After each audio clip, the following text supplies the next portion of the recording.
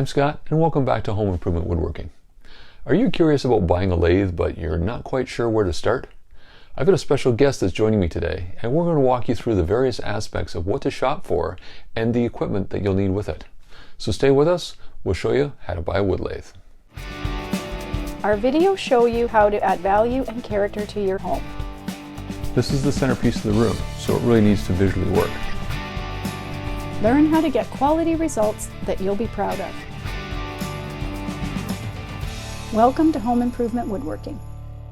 I'm here today with Mike Waldt. He's a woodturner that has a wonderful YouTube channel teaching people how to woodturn. And I've asked Mike here today to help you understand purchasing your first lathe. What are you looking for? Those different things to consider, your budget, the brands you might be looking for. So Mike, welcome to the channel. Tell us a little bit about your channel. Well, hello, good morning everybody, or good afternoon, wherever you are in the world. Yeah, I started my YouTube channel about 8 years ago, I suppose. I'm lucky it's built up to about 85,000 subscribers now. And I am known for beginner's guides and how-to videos, and also goblets, both one piece, two piece and three piece, as they go spinning off the lathe on various occasions. So that's what my channel is basically about. Just giving people an insight into the craft of woodturning. That's great. And as Mike alluded to, Mike's in the UK, I'm in Canada, so we're 5 hours apart right now. But thanks to Zoom, we can do meetings like this. So Mike, what we want to do is get into what should someone start understanding about lathes. So in the North American market, we typically shop at big box stores for tools, and you can't buy a lathe in a big box store. So this is a bit of a mystery for people of what is a lathe, what do you need to consider? So I thought if we start by, let's talk about the various elements of a lathe, and people could understand what that is and what they'd be shopping for sizes. And then we can talk a little bit more about the other things to consider. Sounds good. Okay, so here I'm standing behind a lathe, and I'm just going to go through the basic technology and the terminology for various parts. Here is what they call the headstock, and in the headstock you have the motor, a pulley system, and that pulley system can be of a different design, but it basically turns the spindle, and this is the spindle here. And then the headstock is seating on the bedways, which is the heavy meaty part, and that slides up and down the bedways, as does, this is called a banjo, without the tool rest in, and this is where you move that around to the right position. Tool rest, and a tool rest is used to rest your tools when you're working on whatever piece you're working on, and that freely moves up and down as well. And then we have what we call a tailstock, and this whole body is called a tailstock. And then in the tailstock you have a live center which spins around, and you have a quill which will go in and go out and into which you put that. And the idea is that you will put your piece between your spur center, your live center, and that is called spindle turning, or turning between centers. So Mike, you've got a relatively large lathe there. Yes. For the average person that's looking to buy their first lathe, there are a couple different sizes. One is a mini, M-I-N-I, and the other one is a MIDI. And if you say those two words quickly, you'll mix them up. A MIDI is a M-I-D-I. Can you tell us what that means, the MIDI piece? The mini is a small lathe, as the name suggests. And that is a very handy portable lathe. People use it for demonstrations, let's say at trade fairs, etc. And they're very popular for turning smaller items like pens and such pieces like that. You can turn bowls, but obviously you're restricted because the swing over the bed is smaller. And then you have a MIDI lathe, which then, as it suggests, is bigger than its the mini lathe, and that allows you to turn larger pieces, longer pieces, and normally it has a bit more power as well, which means that you have a bit more torque when you're turning your work. The two measurements that you're shopping for when you're buying a wood lathe are the swing capacity and the distance between centers. The distance between centers is more important when you're doing spindle turning. When you're doing bowl turning, the swing capacity is more important. And the swing capacity is measured by the distance between the center here and the bedways. You take the radius there and double it, and that gives you swing capacity. So I have 6 inches here, which gives me a 12-inch swing capacity. You'll find those measurements when you're shopping. You normally get the swing, sometimes you get the distance between centers. And if you look at the tool manuals, those dimensions will be laid out for you. Now, unfortunately, when you're looking for this information, it's not readily available. Swing capacity is common, distance between centers, it's not that easy to find. So I put together a table on my website. I'll leave you a link in the video description. And that will give you various makes and models, the swing capacity, the distance between centers, and a rough idea of price range as well. There's a saying in wood turning circles is that you can turn a small piece on a big lathe, but you can't turn a big piece on a small lathe. And that is very obvious to a non-wood turner, but believe you me, I know a lot of wood turners who started off with an underspecified machine, and very, very quickly when they took to the craft, they realized that they were being, that they didn't have the capacity that they needed to experiment and to develop. And a lot of people make this mistake. So really, I would suggest that you get the biggest that you can afford. Mike, another thing is speed control. And you and I have very different lathes. I've got more of an entry-level lathe, and I've got a Reeves drive on mine. I'm going to move my camera here, and you can see the setup here. So this is a variable speed, and after I turn it on, I can pull the speed this way to increase the speed. And yours is a very different setup, right?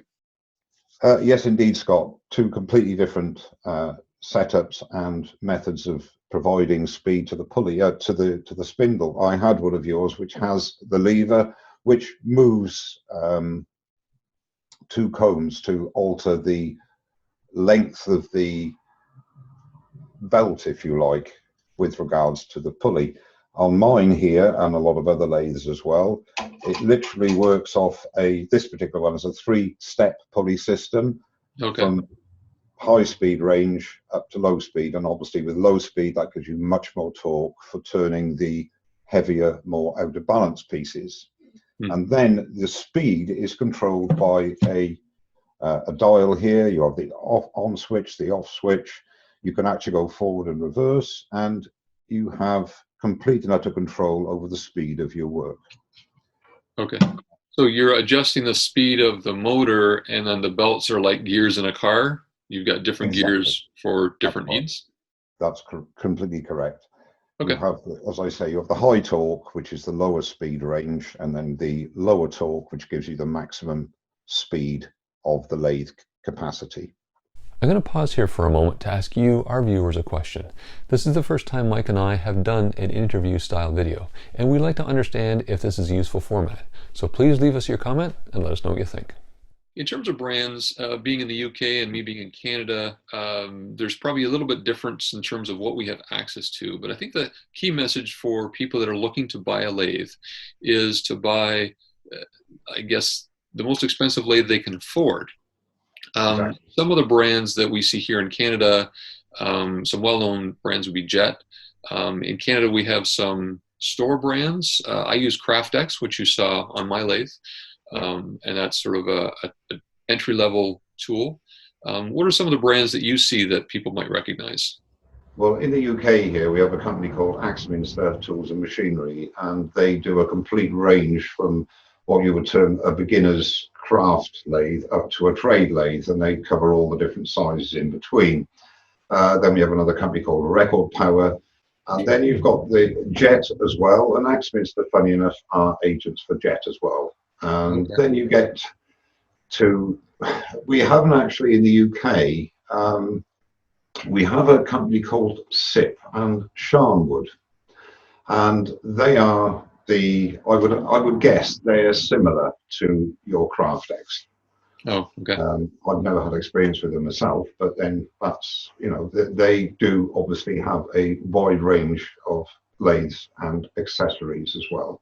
Right. For entry. Yeah. And one thing that you and I have talked about, we're both advocates for buying quality tools. Yes, over the cheapest one you can buy in the market, which may indeed. crumble in your hands. I've had a few tools, not a lathe, but a few tools that have done that. Mhm. So I would recommend don't go bargain basement prices. You want something that's a level above that. But when I you're totally. purchasing a lathe, you need to Mhm. consider too that you don't want to blow all your money on the lathe itself because there's some other tools that you need. Mike, what would you consider a full kit for a lathe? I think you can do the majority of work, especially when you're a newer turner, with about six different tools. Wood turning tools will cover 90%, 95% of what you would want to do. What happens is you become, if you're like me, a tool junkie, and you start buying tools that, oh yeah, I like the look of that. But you can do most jobs with one or two tools. You can do most jobs. I mean, if we quite often ask, what tool would you, if you had three tools, what would you want? You're on a desert island with a lathe. You got three tools and unlimited wood. Well, I wouldn't have a spindle roughing gouge. Not that I don't use it, I do. I'd have a bowl gouge, a spindle gouge, and a scraper of some form. Okay, And you can do 99% of your turning with those tools. right. Okay. So having chisels is certainly a part of it. Being able to sharpen those chisels is important as well. So you've got a grinder, preferably a low speed grinder, and a grinding jig would probably be a good idea. So there are a few things that you need to consider. So why don't we just make a quick list for our viewers? Yes. So you need some chisels, Mhm. a low speed grinder ideally, a grinding jig. What else to consider? Some safety gear? I think safety gear is right up there. If you can't afford to obtain the basic safety gear, then don't bother with the craft, because it can have long-term respiratory problems with fine dust, as I'm sure your viewers are aware. In my And then, shop, I use this is my bare minimum. It's a respirator. yep. And in North America, there's a standard NIOSH. If a respirator is not NIOSH approved, it's not Mhm. going to protect your lungs from permanent lung damage. Right. I recently did a video on dust collection and explained how wood dust can cause permanent lung damage. I'll Indeed. leave a link in the video description below if you're interested to learning about that. Ideally, I know it's a bit more expensive, a powered respirator like this, where it filters, it gives you the protection. One thing, apart from PPE, you need face protection. Glasses, safety glasses are fine, but to be honest with you, I would have nothing less if I started turning, excuse me, coming out of the camera, is a face shield like this. You have that in combination with your basic PPE, but this is very, very important. Right. Mhm. So making sure you've got lung protection, and a part of protecting your lungs also is dust collection. Being able to capture that dust where it's created is a real challenge at the lathe. I'm working on a solution for my lathe that hopefully I'll be able to share with people. But you use a large capturing mechanism as well for bolt turning. Yes. So something to consider as well. So it's not just shopping for the lathe. You also need to make sure you've got the tools to be able to work on the lathe. So to look at your overall budget, you'll need a set of beginner chisels. A set like this, you're probably looking at about $100. The other thing you'll need is a grinder, which budget about $100 as well. And then a grinding jig, again, that's about $100. And a grinding jig is important because to get a reliable clean edge on that, this allows me to sharpen this in about 4 seconds. And you're going to be sharpening a lot because there's a lot of abuse thrown at the blades with that wood spinning at them. Another consideration is a powered respirator. Now these run a fair bit, so it might be something you want to step up to later. I bought this at the Toronto Woodworking Show, and I've got a video on that Woodworking Show. I'll leave a link in the video description. But as a basic, make sure you got a respirator that's NIOSH certified and a face shield to protect your face. So $100, $200, $300, you're looking there, maybe $40. So about $350 for what you need, as well as purchasing your lathe. Now, if you really need to stretch your budget, one thing you might want to consider is buying used. When you're buying used equipment, you can expect to spend either 30 to 60% of the original retail price. You won't be buying pieces like this typically used, but certainly a lathe you can pick up used. Look on Craigslist in Canada, look on Kijiji in the UK, look on eBay, and you can find some things out there that you might be able to get at a reasonable price. Now, we had just briefly mentioned sharpening. That's another safety aspect as well. If you don't have a way to sharpen your tools reliably, you're likely not going to do it that much. And if you don't have sharp tools, you can actually be creating safety problems, right? Indeed. And I would go as far as to say, if you're turning with blunt tools, it becomes a danger because you're exerting more pressure than is needed on the work. And also the experience is by no means pleasant if you're working with dull tools, which I'm sure, and I'm no expert in flat work, but I'm sure Scott will agree that the same thing, if you have a blunt chisel or a dull chisel trying to do some work, it can very easily cause damage because it can slip off the work, etc. And the same with wood turning. If you think when you're turning, maybe my tool needs sharpening, I would suggest that it does. On the safety front, you had recommended something about jewelry as well. Yes, indeed. It's just a personal opinion of mine that I normally wear a wedding ring and a pinky ring, and I have a watch. I never wear any of those when I'm in the workshop, simply because you can catch it in spinning parts and you don't get a second chance when that happens.